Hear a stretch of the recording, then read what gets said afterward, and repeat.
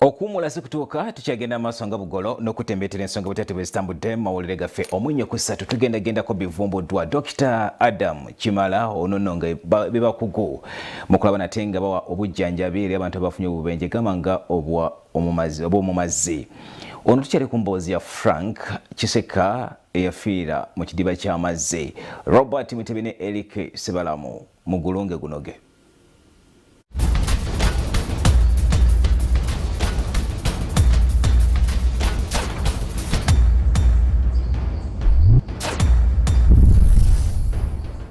Dr. Adam Kimala mukugu mu kulongoosa abantu era n'okujjanjaba endwadde ez'enjawulo mu ddwaliro erya Kampala Hospital. Eggulo bwe twamalidde emboozi ng'aliko byawabula ko n'okusomesa abantu singa bafuna akabenje ng'akaatuuka ku Frank Kiseka. Kino nno nkyogera bwe kaba nga ddala kaali kabenje.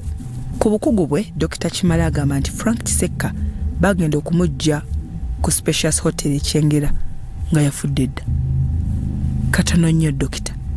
Ababeera mu kizibu kino mpozzi ogamba nti balina kukola batya?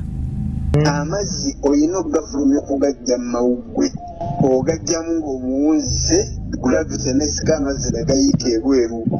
Bw'omunyigako bw'oti ng'omuwunzise nga bonna geeyongera okufuluma n'amaanyi.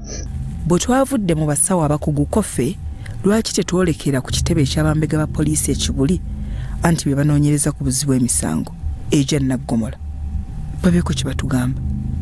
Eno nno twasoose kukitegeera nti fayiro y'okunoonyereza kw'okufa kw'omuyizi Frank Kiseka yamaze dda okutuuka ew'omuwaabi wa gavumenti. Koffe nti ate tulinda ki? Ne tubissaamu engatto.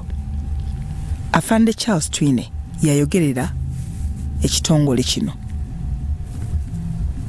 Yagamba nti ebyatuuka ku Kiseka byamukwatako era yatandikidde mu kusaasira famire. Agala okutwala okusaasira kwaffe eri famire y'omugenzi Kiseka Frank. Omusajja yali omutwe nnyo ate nga asoma naye mwatu n'ava mu bulamu bw'ensi mu ngeri eyo gye yagendamu. Kiruma tukimanyi naye nga tusaba Mukama agumye abazadde era n'omwoyo gw'omugenzi aguwumiza emirembe. Afande, nti okufa kwa Kiseka biki? Kiseka tukitegeera nga batukubidde essimu era abasirikale baffe mbagirawo basituka ne bagenda okulaba olwabadde naye babasimbula ne bawulira ate amawulire amalala nti Kiseka afudde era nga waliwo kiriniki wafiiridde naye nga entabo yonna yaviira ddala eri mu swimming pool. Kitegeeza ki? Nti poliisi we yatuukira mu kifo nga aggiddwawo era ekkiriza nti entabo yava ku swimming pool eya wooteeri ya Specials ekyengera. Nti abasirikale ngamba abapoliisi bakola kyafande. Abasirikale kye bakola beeyawulamu ebiwayi bibiri.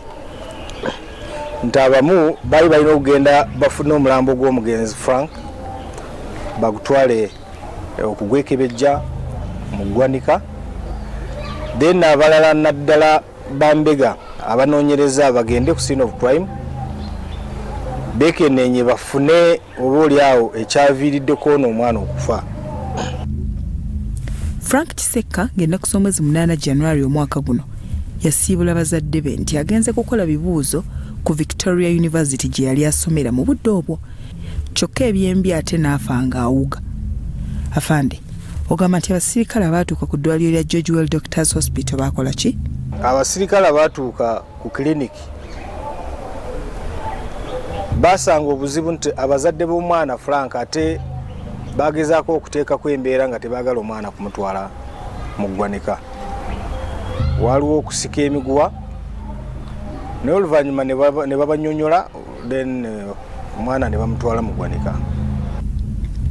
Ate ttiimu endala anti otugambye zeeyawulamu ebiwayi bibiri. Kati ttiimu endala eyajja ku hoteera wali swimming pool bategeezebwa nti waliwo ne kamera era badda mu kasenge ka kamera ne beekennenya buli kimu nga bwe kyali kati ne kibawa ekyokukola kusinziira ku footages ze baalaba era ne babaako be babuuza 4 na 5 ne statement ne zikolebwa oluvannyuma ne bagenda. Ttiimu esoose ya poliisi saagirabyemu nsobi yonna. Eno ttiimu ey'okubiri erina ebibuuzo ebiwerako ebitalina yanukula era nga bwe kuba kudibaga musango kyandibanga ku bo we gwatandikira kubanga bingi bye baabuusa amaaso era ebitaakolebwa enkya wano we tunaatandikira. Bya Robert Mutebi ne Eric Sebalamo, Salt TV Omunnyo.